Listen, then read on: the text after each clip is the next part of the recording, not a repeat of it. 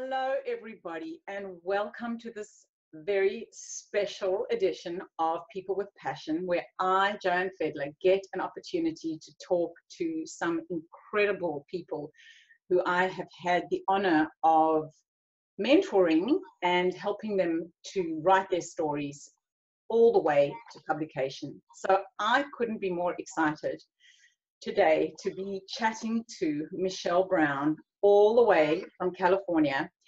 And the reason for this interview is that 4 years ago, almost exactly 4 years ago, I was running a writing retreat in Fiji, and I got this person interested all the way from California to come to Fiji on a writing retreat.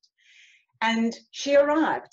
It was a little bit strange for somebody to come so far across the world to a writing retreat, but I was delighted to meet her, and I would like to introduce her to you, Michele Brown. Thank you so much for taking time today to talk to me about your new book. Well, thank you so much. It's so great to be here, and I'm so glad I went to Fiji. It was perfect. Well, who could have guessed, Michele, that when we gathered around at sunset for those cocktails, and you told me a little bit about your story for the first time, that 4 years down the line, I would be a publisher, because that was not on the cards 4 years ago, was it? That I would be a publisher, and that I would get to be publishing This Kind of Silence by Michele Susan Brown. I mean, this, I know for you, is a dream come true, but I've got to tell you, it is a dream come true for me as well, to finally see this book in print and to be the publisher of This Kind of Silence. It's just been the most wonderful journey. It's been such a privilege to have been part of it, because I remember sitting with you doing our one-on-one session, and you saying to me, but do you think there's really a story here? My eyes nearly popped out of my head, because I was like, are you kidding me, Michele? Is there a story here? Is there somebody going to be interested in this story? So just to help those people who are watching this interview, can you just, in broad terms, just give us a sense of what this amazing story, This Kind of Silence, is about, what the journey is that you went on that brought you to write this book? Well, what brought me to writing it was thinking about all of these different pieces and parts of my life that seemed to kind of be converging, that had to do with my health and some real tough struggles for me. And I was trying to piece out some of those struggles and separate it out in terms of, I went through some terrible health issues, and I fought for a long time to really look at why some of these physical ailments were coming up, and how they gradually got worse and worse, to the point then that I experienced waking up one morning at 32 years old and not being able to hear. And traveling through that journey, but also then, searching externally for answers with doctors, and finding roadblock after roadblock, and wondering why me, and why is this happening, and how come there aren't answers out there. And it was really my struggle of finding out after 3 long years, when doctors said, there isn't any reason for this. We don't know what's happening. We can't find any answers or solutions to it. That there was a piece and a place and time for me to kind of surrender into that. And it was because of that surrender that I started to think about other possibilities of why this happened. And one of the main reasons was talking to a colleague who said, I feel compelled to tell you about this amazing author named Louise Hay, who would say, what is it perhaps you don't want to hear? And I was just dumbfounded with that question, and almost really kind of angry and offended, because I thought, what is he suggesting I'm causing this, that I want this to happen? But something kept me coming back to that question. And the more I turned my gaze inward and learned about Louise Hay, learned about maybe searching inward and asking my own body, for its thoughts on what was going on with me and why this was happening. And reconnecting, kind of finding that sense of home within myself, that I started to see signs and things change, shift in my happiness, my self-worth, some of the fears that I'd had. But at the same time, there were some new struggles that popped. So I started speaking up more. I started, saying things that I thought might offend people. I realized I was challenged in my primary relationship, in my 12-year marriage, and that I maybe needed to address some of those issues. And in finding myself, I also found some conflict within that too, with my husband, say, and learning to navigate what that meant for me. And so for me, my story almost started to become, what happens when I get healthier and happier, and yet this relationship that I'm committed to starts to be affected. So I think in the beginning, I wasn't sure if this was about, the demise of a marriage and wondering how to fix that, while I just kind of worked on my health issues. And then I started to see that it was all related. It was all related, and that those silences that I was experiencing, hearing-wise, and in my life and in my past, all seemed to be part of a real big journey lesson for me. And that's where I realized that I had a story to tell. Yeah, absolutely. Well, Michele, the first time I heard this story, it's something that it just was one of those stories that when you hear it from somebody who's really lived it, it kind of gives you this really warm feeling inside you, because you realize that this idea of healing is something so mysterious, and we live in a world in which we are all so kind of ill because of all the stresses of our environments and the world we live in, and all the demands on us, the busyness of our lives, the way we're not connected to nature, the way we just kind of are absorbed in our screens and everything, that all of us, I think, are suffering from some low level of, illness or stress related, symptoms. People, so much of us, we're on medication, and we outsource all of our power. We think somebody else has got the answer, don't we? We just think someone else has got the answer. And what's so beautiful about what you said with Louise Hay, and where I have, come to in my own journey as well, it's the likes of Caroline Mace, Why People Don't Heal and How They Can, Anatomy of the Spirit. The book I'm reading right now, because I'm dealing with my own health issues as well, is Thorwald Detlefson's book, The Healing Power of Illness, Understanding What Your Symptoms Are Telling You. And to me, this kind of silence is, it's somebody who's actually been through all this. This is not somebody telling you, this is not a self-help book, but this has so much power because it's true and it happened to you. And what you do in this book is you walk us through every step of the journey that you took, starting with all of the doctors and all of the specialists and all of the people to cure it. Somebody has to cure me, we're in that state of, somebody help, I can't do this on my own.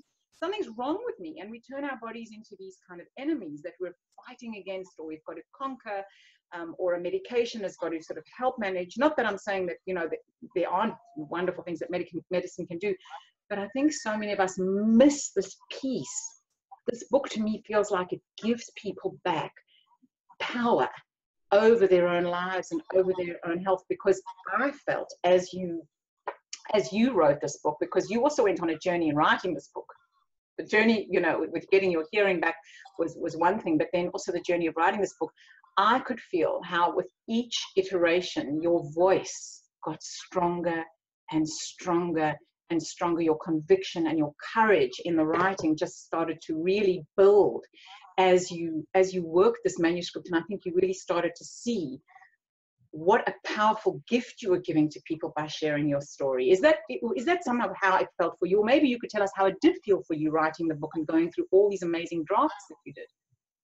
I think you touched on something really big, because it's such my belief that I think we participate in our healthiness and in our ability to look at dis-ease within the body, and we play a role. And it's maybe, you know, I'm not suggesting that it's 100% and that there aren't reasons to seek outside help and doctors and all sorts of things.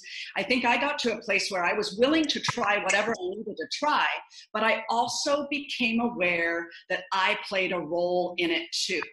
And it wasn't all external. And I think that's my true hope for this book too, is that others will, you know, maybe give themselves permission to look within and see where in their lives there's a little bit of misalignment or a little place where there's imbalance or offness. And I think our bodies speak to us in different ways. And while for me, it literally took me to listen by losing my hearing, and there were subtle aspects to begin with.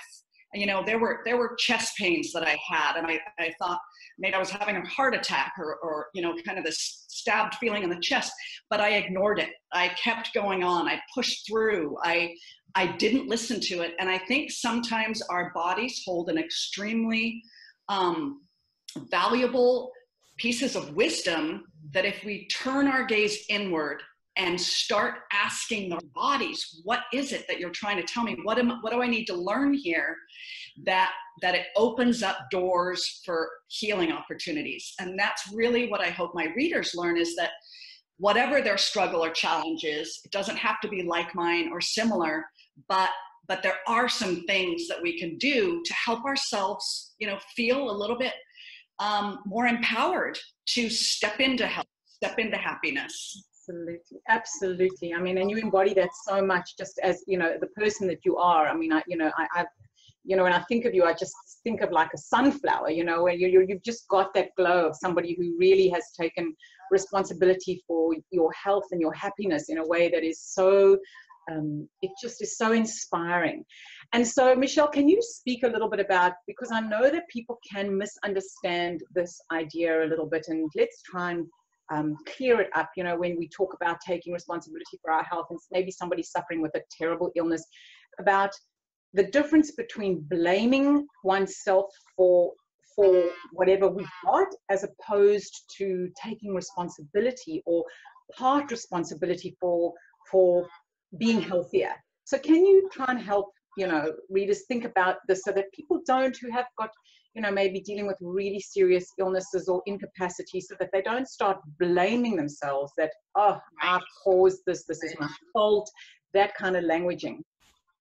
Right. I think that's a good point, Joe, because I think I initially was in that mode. Really was, you know, well, I am trying everything. I am trying to do everything. That's why I've been spending time with a doctor. So that's why I'm taking this medicine, or I'm reading about this or that. But I think it's about having some compassion for ourselves and accepting what is. You know, like, I think I struggled so much with not liking it. I was angry and frustrated and mad that why do I have to experience this? And I think when I found some compassion for myself, for that part of me that was so sad and so lonely and didn't know what to do, and didn't know, you know, thought, how and where do I find the help? That I think it was also, I learned, and what I believe is that it's our thought patterns that make a difference here too. So the blame and the resentment and the why me and all of that just, I think, adds in there to an already convoluted kind of disappointment with the self that we're experiencing this. And I think part of it for me too was, can I love myself and believe that I am still okay if this is the way I need to live? And I really think that writing this helped me get there, because I started to see it more and more. It was a long process and a journey of the healing process, right? And I think that's the other thing. Like, sometimes we get very impatient with, well, I'm trying those things and I've been meditating, or I'm doing this, and I'm like, when is it going to be better? And I think it's a journey, and writing this book through it was a journey. And I really got to know myself in a way that I could accept myself and what is, and ultimately realize, because we never know what tomorrow brings. And I think part of it for me is, I don't know if I'll wake up tomorrow and something has happened again, right? But can I be okay with myself regardless of what's going on around me and still have a form of self-love and acceptance? I think that's the beauty of it. And then I think it's easier to seek some answers from outside and talk to the doctors and try acupuncture or whatever it might be that maybe sounds like a good opportunity for people. I think it's kind of being our own good friend to ourselves and having that part of me that goes along to those appointments or is honest with people about how rotten it is or how scary it is or how upset or the grieving process even. I think it's that honesty and that truth within ourselves that somehow gives some strength to the wholeness that we really all are, regardless of ailments and things. You've expressed that so beautifully. And because I've just been, and I'm still in the middle of my own journey with this, with having just been through, you know, a terrible time of having a prolapse disc and terrible physical pain, got to this point, like you, like I couldn't bear that this was happening to me.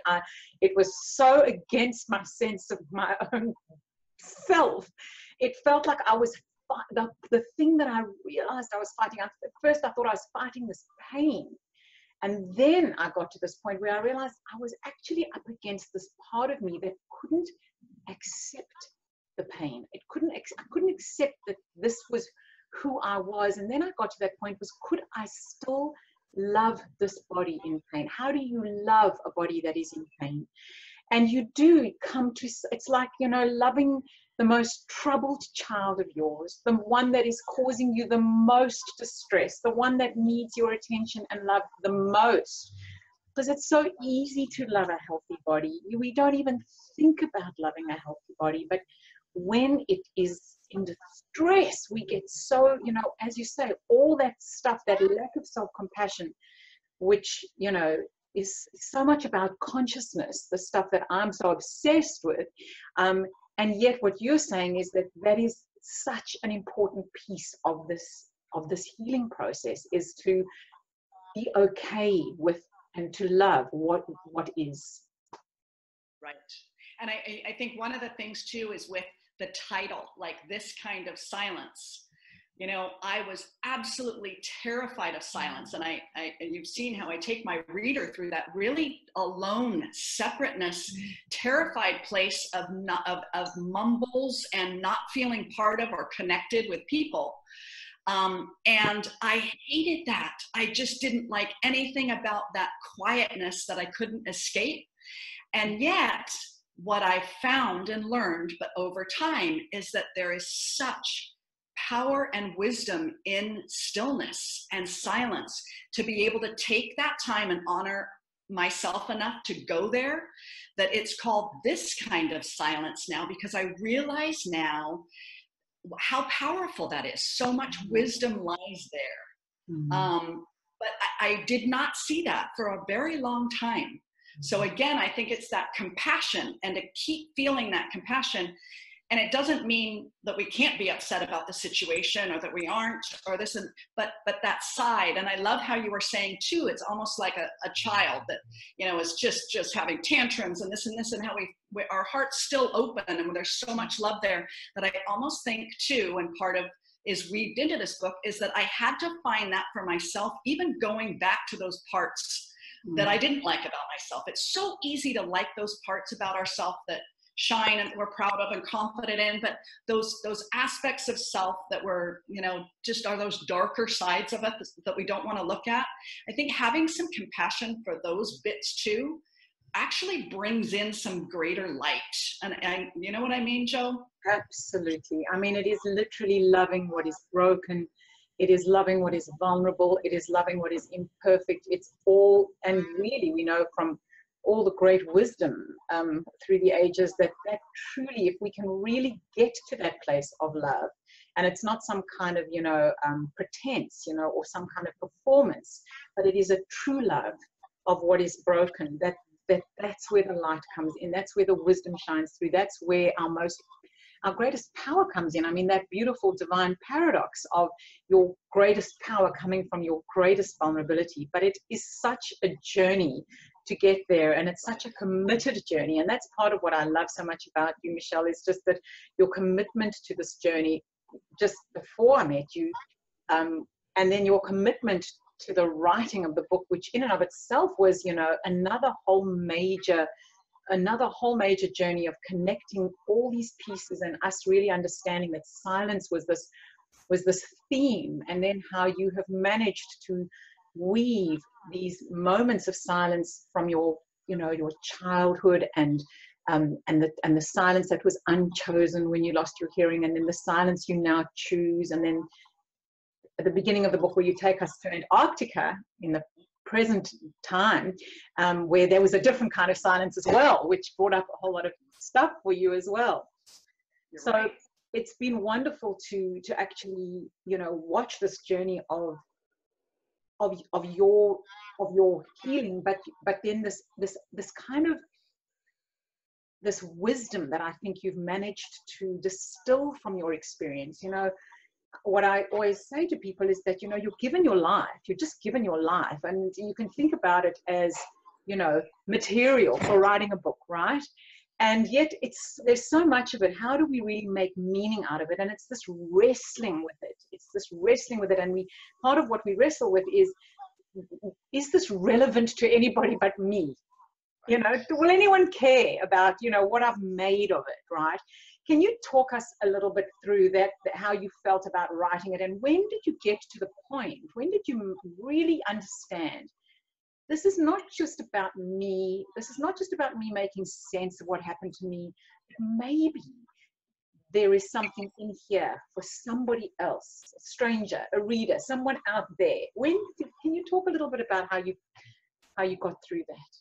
Sure. I think, you know, it's really important too. I think the other thing that first off that I'd like to say too is in starting to write, I started just writing the pieces that came.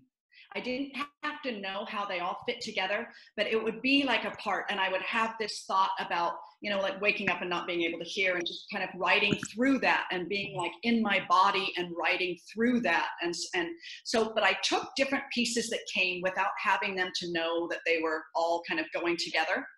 I think part of it for me was realizing that I was looking for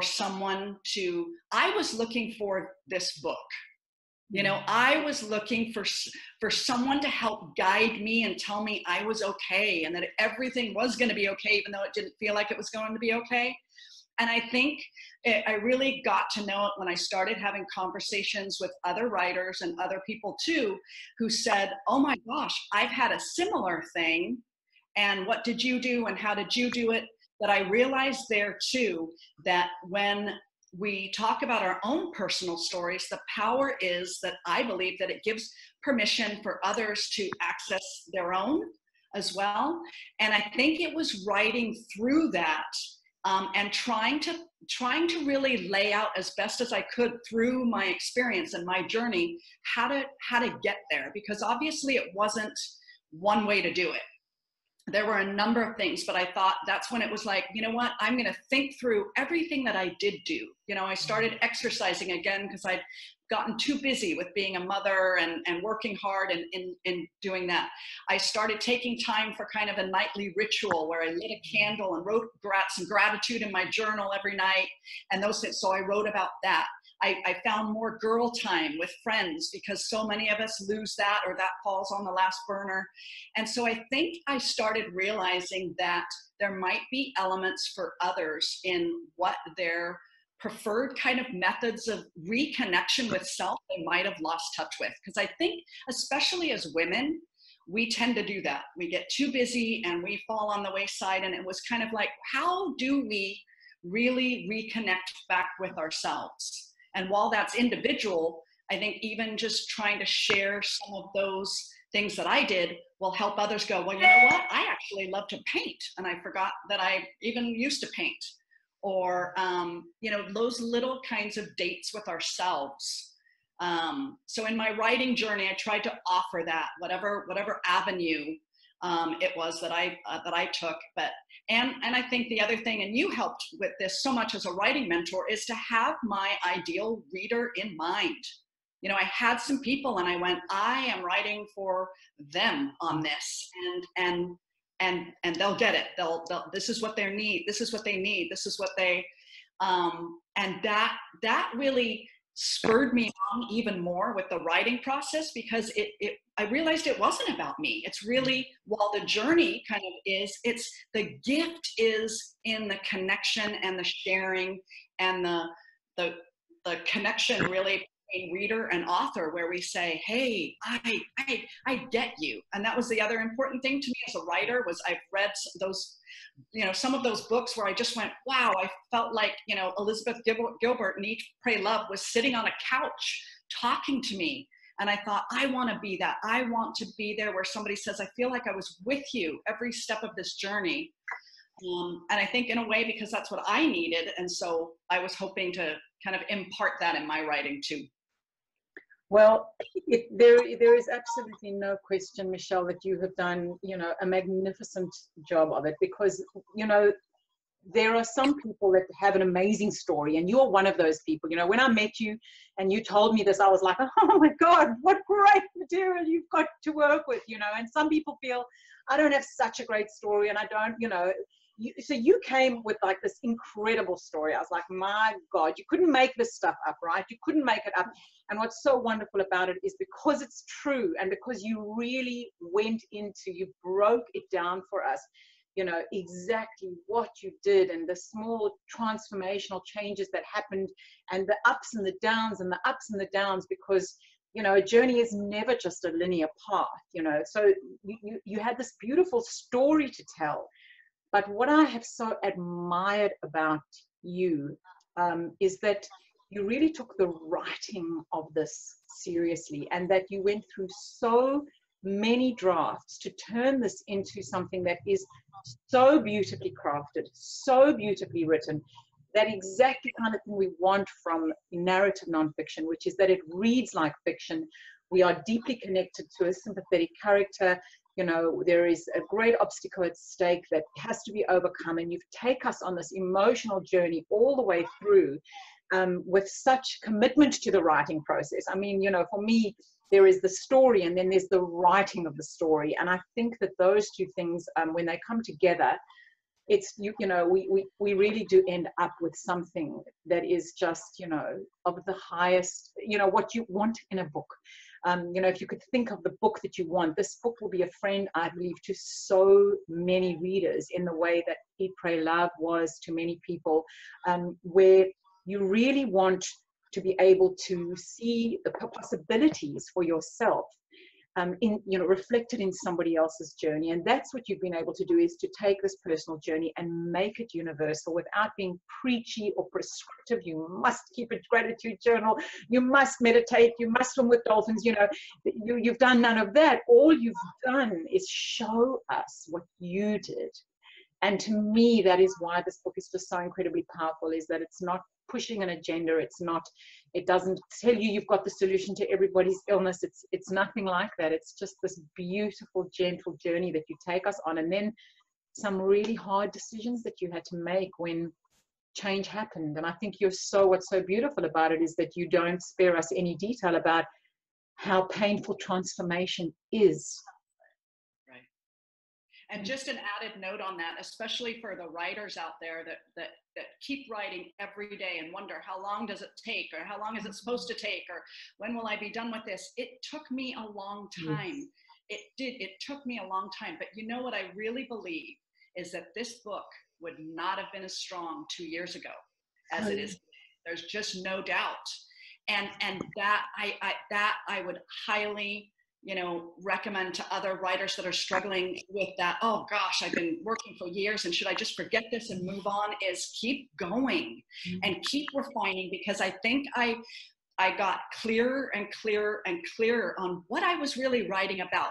That, I think, is the difference. At first I started and I was gathering, but I really didn't have a clear path and idea of what that was. And that comes but you know, for others, you know, for some of us like me, it takes a long time. So I think, again, you know, I just encourage anyone who's doing it and writing and thinking, gosh, but is this taking me too long? Is keep going, keep coming back, keep looking at it in a different way, because this is a dream come true, but it was not, you know, a quick dream. It's not a quick fix. I remember my husband saying, oh my goodness, how many days are you going to be writing, and how long is this going to be? And he's been so patient and so great.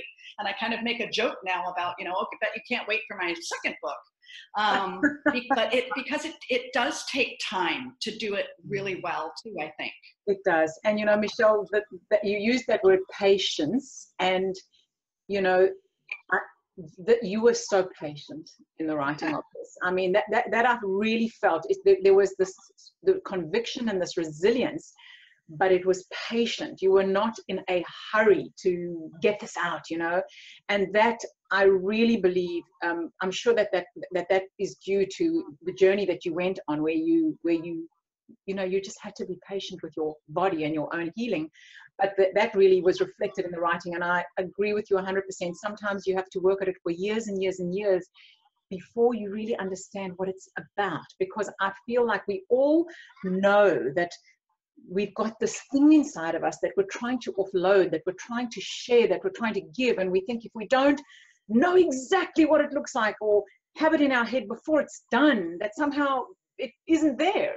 And you know, and what you've just said is that as you do it, you get clearer, you get more understanding of what it is you're trying to say. And so that's why for me, this 4-year journey of the writing is just it's been remarkable to just watch you through it, and how you've handled the different writing and the different feedback and the editorial. You know, you've been through so many editing processes. But I mean, I think what is true now is that this is, you know, a book of world-class standard, reflected in the fact that it's just been picked up by an international rights agent, which is just, I know for you, a dream come true. Certainly for me as a publisher, it's a dream come true to have one of my authors, you know, represented, you know, internationally at international book fairs. And for me, in the genre that I care most about, which is women's memoir.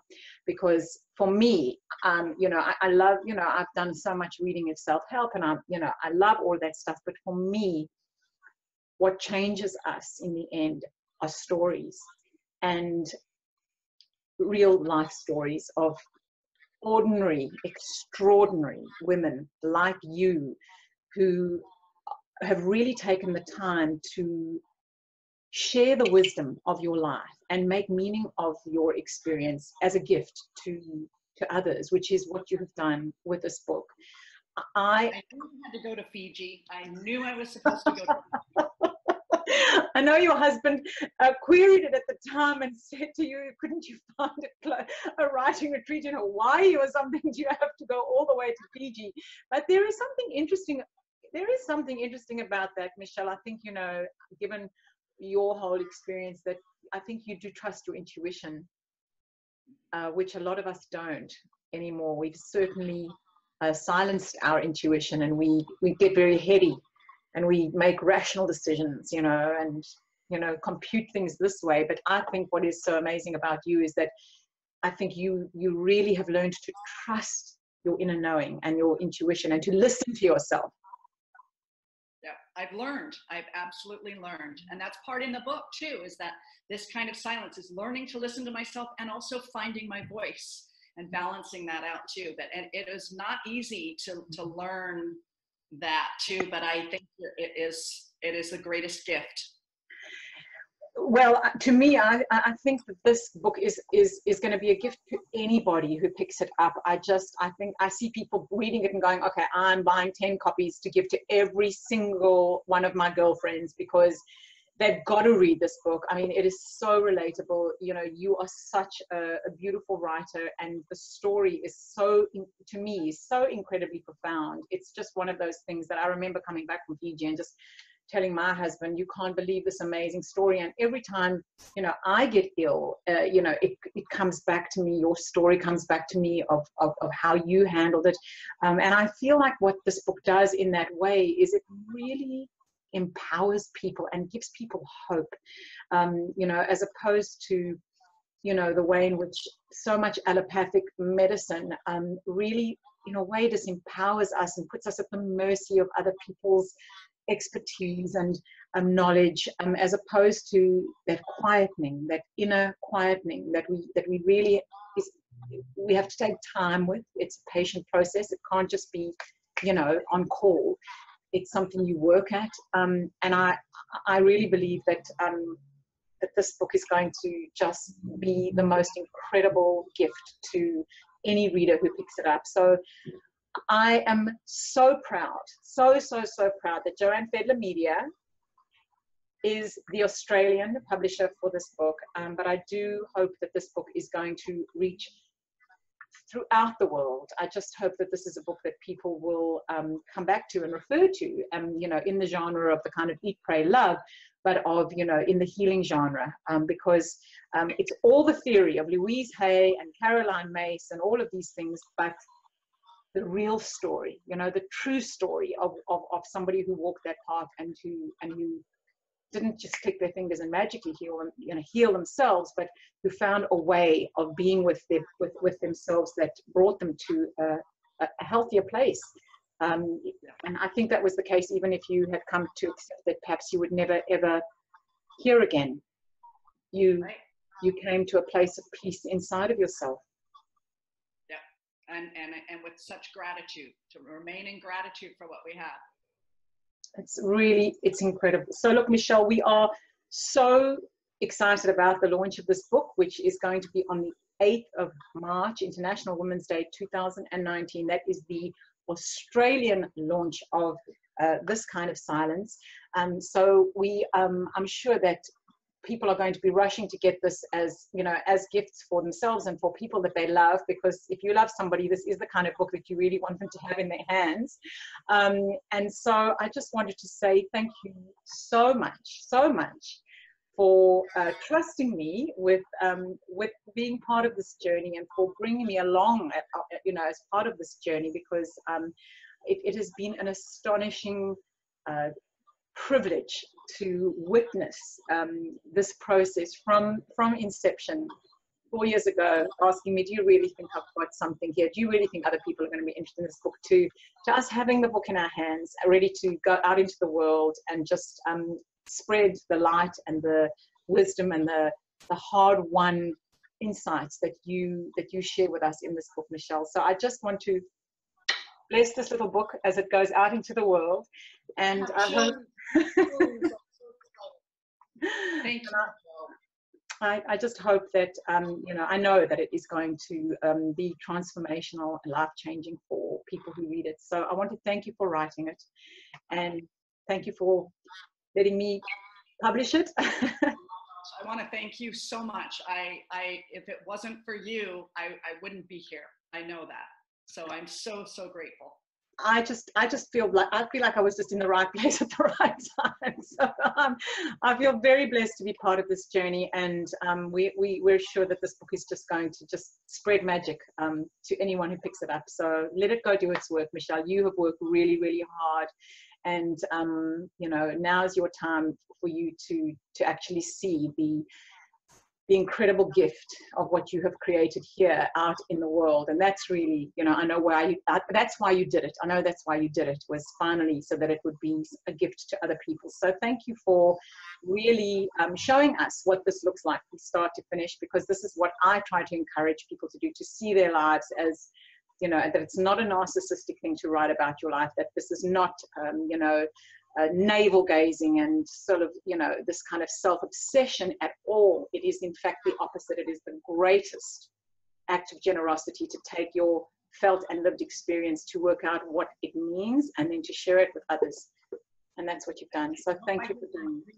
I'm excited to hear from my readers too. Oh yeah, I'm sure people are going to be reaching out to you. You're going to be answering a lot of fan mail. I'm quite sure about that.